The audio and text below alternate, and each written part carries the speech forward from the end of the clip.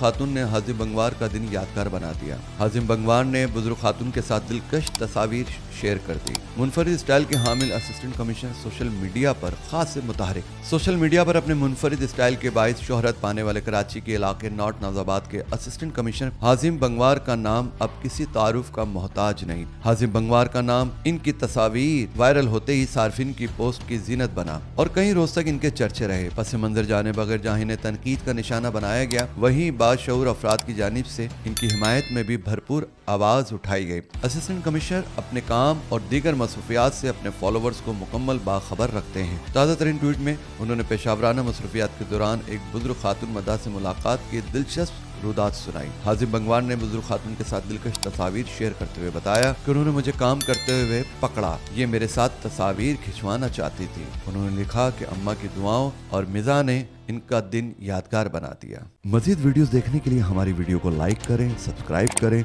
और bell icon को जरूर क्लिक करें ताकि आने वाली वीडियो आप तक बआसानी पहुंच सके।